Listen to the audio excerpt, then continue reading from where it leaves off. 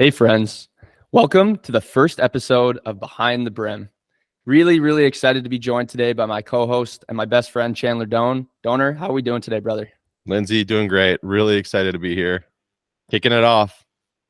Kicking it off. Yeah, really excited to be, officially introducing our platform Behind the Brim. There's been a lot of hard work that's gone on the last quite a few months to get this project to the point of publishing. So thank you to everybody who's tuning in and listening. And really, we want to put forth this intro episode just to kind of cover a little bit about the podcast, like where it was conceived, a little bit about who we are, the goal of the platform, and what you as a listener can expect to see over the coming months and years. And then, also expose like where you can, what outlets you can channel to get in touch with us as well. So, with that, Donor, I'd love to maybe throw it over to you and just have us share with our listeners kind of the goal of this platform. Perfect. Yeah. So, Behind the Brim is really, in my mind, an opportunity for a platform to depict what a scratch player does that sort of an average player isn't doing. Right. And I think, this is going to include things like mindset, things like practice tips, and just general fundamentals that the players that are playing at the highest level at your club are doing that, the more average players aren't doing. Right. I think that's really the key, right? Is providing that window into the thought process of a scratch golfer, or behind the brim, if you will. Don, that's super well said, man. And like, for everyone listening, the idea was basically just conceived like, fortunate enough, as you know, my old man has been playing at a high level of golf for a long time. And, since I was probably like 10 years old, I've been having tons of golf conversations with him and really just picking his brain and learning. And then over the years, it's evolved into you and I having conversations as scratch golfers, and us talking to, our college buddies and, guys that we compete against. And the light bulb kind of just went on that, like, we need to showcase these conversations, because I think there's a ton of learning that can be had from, the scratch player that is working the 9 to 5 and, has a family at home that they're responsible for, and has social commitments and has all these other things going on in their life, but is still able to keep their game at a fairly high level, right? A really good level of play. And there's so much content out there around, teaching pros, sharing, valuable insights. And once again, we'd encourage everybody, if you're serious about your game, to really see somebody, because the advice and the coaching of a teaching pro is invaluable. Once again, a lot of stuff around from actual touring pros, right? Like, you'll hear about John Rahm. Sometimes it's amazing to hear the insights of somebody like that, but sometimes it's a little non-relatable, just, given this person is a professional athlete and playing, 40, 50, 60 hours a week of golf. So we just thought there's a great opportunity here. Like you mentioned, the best players at your home golf course, the club champions, the guys that are still competing in their 20s and 30s at the provincial level, while juggling all the responsibilities of life, to just showcase, hey, what are they doing that's still allowing them to play at a high level that maybe the more recreational player isn't doing, but could stand to benefit from. So I think that's kind of where things began. And then, Chan, maybe take us through what our listener can expect in terms of like the different lesson or the different conversation formats. Yeah. I mean, before we chime on, I think, we're just trying to provide a platform that sort of instills relatability, right? I think, it's to your point, Linz, about John Rahm, for example, right? It's way more challenging to depict and instill some of his thought process and some of his, tips and tricks when he's allocating a full-time job to the game, right? Whereas, this club champion, he or she is doing the little things behind the scenes that maintains that game, and it's a little bit more relatable, right? He's probably rolling with the similar timelines as you would be as a listener, right? So, I think this platform is really just the opportunity to have it's an opportunity to depict those conversations that you'd want to have with that person on a range, but you may not be, you're too shy, if you will, to go up and have that thought process, right? So that's really, I think, the goal of it too. But fast forwarding into the type of content, sort of two things that you can expect, right? One is sort of one-on-one interviews with scratch players or experts in and around the game, right? I think you can expect some teaching pros to come on here. You can expect some expert fitters to come on here, and hopefully, if this platform does grow, we'd love to have some pros find their way onto here. But sort of the meat and potatoes of the content will be players that play at the scratch level, right? Club champions, NCAA players, things of that nature. And then the sort of second piece is what we call our scratch separators series. And that's where you're going to get, me and Lynn's hashing it out on sort of the key fundamentals of the game and the key practice areas of the game. And really that idea was sort of conceived on the basis of that same thought process lens is we're really just trying to film our couch talk, right? What we would chat through when we're just hanging out as buddies. And that's really going to be the idea of the scratch separators is what do we do in our own games, and what have we seen in and around the block that you can employ into your own development. But anything you'd like to add? Yeah, Chan, Donor, I think that was so well said. Like it really is. This is a community-based project, and it's really about us learning, us sharing our learnings with people who are trying to get better at the game. The guests that we're bringing on, they have a lifetime of learning as well. That we'd be remiss if we didn't share that information with people who are looking to get better, because I think there's so much wisdom there. And this is also for we've spoken offline. This is for our kids. Like this is.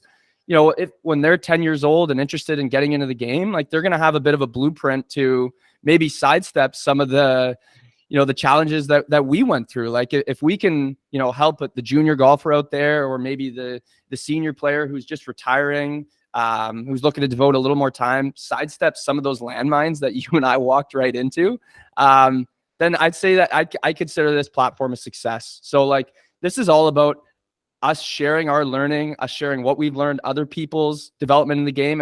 And like I mentioned to you before, a rising tide lifts all ships. Like I want us all to get better together. This is once again, like a community project. So, I think there's just so much, there's so much to be excited about here. And I think having filmed a handful of these conversations and we're going to release them on a weekly basis, beginning on April 24th. I think there's everyone stands to benefit from the content that we're going to share. And I also want to take an opportunity to share a little bit about us as well, Donor. Like you and I have been best buddies since high school. We're 28 years old at this point. So we've known each other a long time. And, maybe just take the opportunity to tell our listeners a little bit about yourself and your development in the game, because ultimately we also want to build the credibility, because we've been in the game a long time. And we do want to share that, these insights, they're certainly not gospel, but we have been, I guess, refined along the way. And there's certainly value in our one-on-one scratch separator series as well. So maybe take our listener through your experience in the game, buddy. I've been playing golf for pretty much my entire life.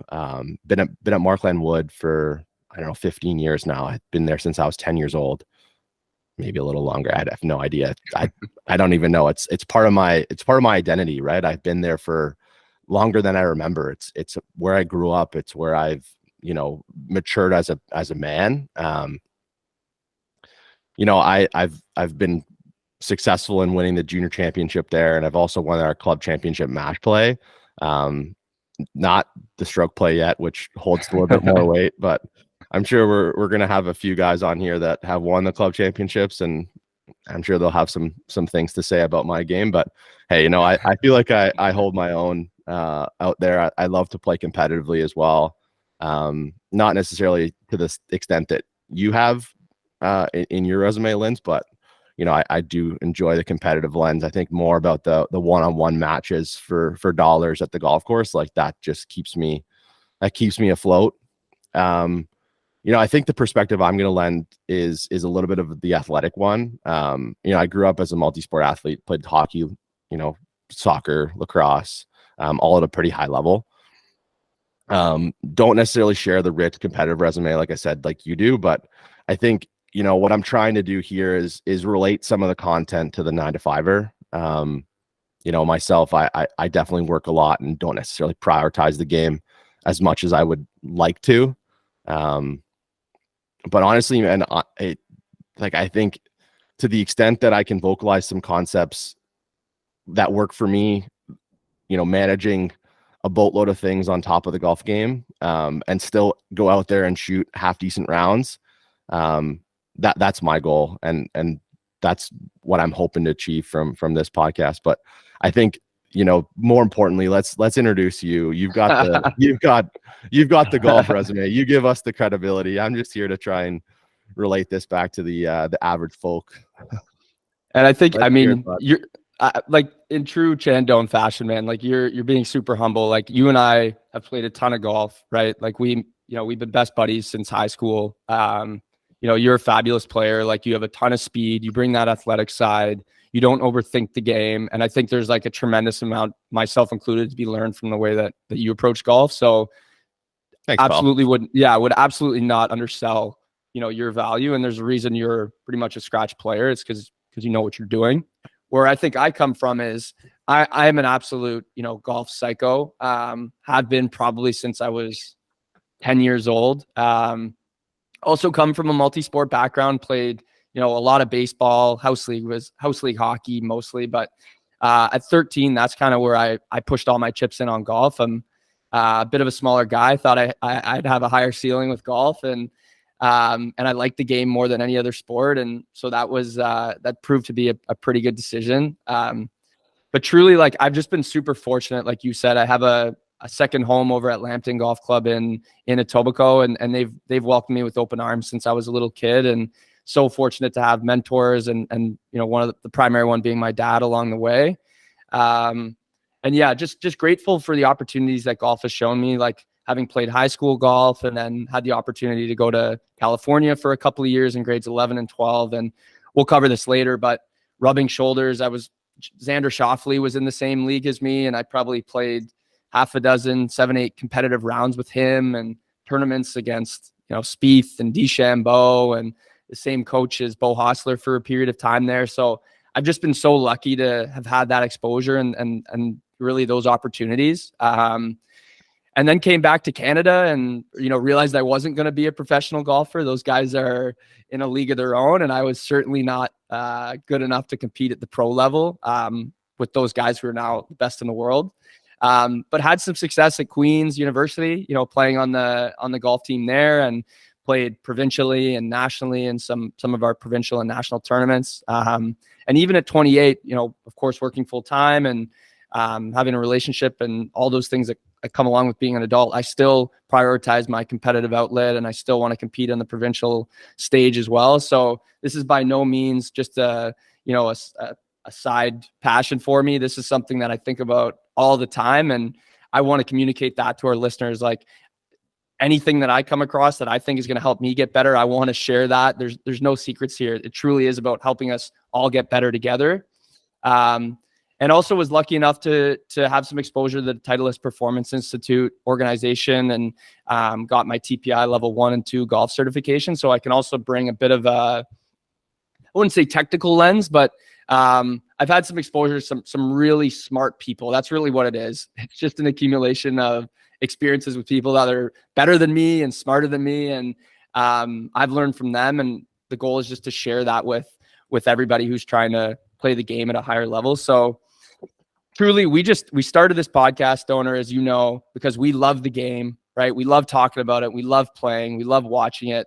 I consumed an obscene amount of golf podcasts last year, and that kind of is what turned me on to this would be a good avenue for you and I to do this. So it's a community project. We really want everybody to benefit from this. If you're interested in maybe getting on the podcast, you feel like you might have a unique perspective to share, like, please feel free to reach out to us at our Instagram, but it's _golf. And we'd love to hear from you. If you're someone who is curious to understand a concept that we cover, reach out to us. Like, we're just average Joes. We're 9-to-5 guys. We're a couple of scratch players at our course who have been lucky to be exposed to the game and be around good players. But at the end of the day, like, the whole purpose of this is to help everybody get better. And And like I said earlier, the rising tide lifts all ships. So we want us to all get better together. And yeah, let's make this engaging and make it a conversation. Like, reach out to us. If we said something that doesn't land, call us out on it. Like, reach out to us in our Instagram.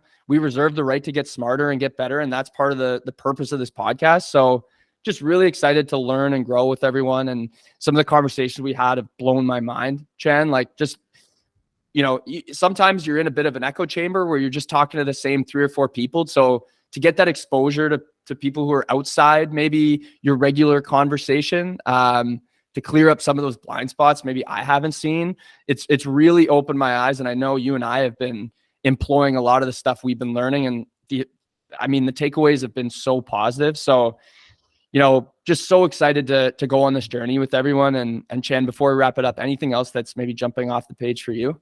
Yeah, I just want to echo one other thing, Linz, is really like the feedback piece, right? Like, we want this to be interactive. We want to hear from our listeners. We want to hear positive feedback, constructive criticisms. To the extent, you have thought process, we'd like to hear it. We'd love to employ it in future episodes. And, our thoughts are our own, right? And to the extent we have blind spots, or if there's things that we cover that, your thought process is different, then we want to hear that, right? So that we can continue to expand our own understanding and our own learning. Because again, like you said, and keep referencing, Linz, like, this is a community project, right? And we, to the extent that we can continue to learn, like that, I think that's one of our main goals of this as well, is to continue to grow as people and as players. But that would be it. So to the extent that there's feedback, please interact with us on our social platforms. We'd love to cover it in future episodes. Absolutely, Donor. And to that end, like, follow us on Instagram. That's, I know everybody's looking to build their network. We're really trying to use the Instagram as a platform to not only sort of tease episodes that are coming up and keep people informed with what they can expect, but you and I are sharing the drills that we're hearing from our guests, because some people are more visual learners than they are like auditory. So a guest may be sharing a certain drill that you want to implement, but it's like, I just can't really picture it. So then you and I have taken it on ourselves we'll go and film the content, and we'll actually swing, and we'll show you our swings, and we'll show you, the drills that these guys and gals are doing that are extremely beneficial. So when you go to the range, you can actually make meaningful use of your practice. So check us out there, engage with us. Like, we greatly appreciate it if you share our stuff. If you think a friend or a family member might get value out of something, go ahead and share it. Like, this is really just to share our love of the game, to share what we've learned, for our future kids to maybe learn, sidestep some of those landmines we fell into, and to help our friends as well, right? A lot of our friends after COVID started getting into the game. And so this is going to be a platform to help them expedite their learning. And, the last thing I just want to say is a huge heartfelt thank you to anybody who has taken the time to support us, follow along, spend the time in your day to actually check in and hear what you and I have to say and what our guests have to say. Because this platform isn't going to be possible without the support of everyone listening. So, like, a huge thank you to those of you who follow along and support and encourage us as well. So, with that, I think it's a great time to wrap it, but we are dropping simultaneously an absolute fire episode with a special guest. He's an unbelievable player. He's an even better guy. So really hope that you guys get a chance to listen to that and enjoy the content. So, Donor, it's a pleasure as always to sit down with you, buddy. And looking forward to hearing the feedback and releasing more content in the coming weeks and months.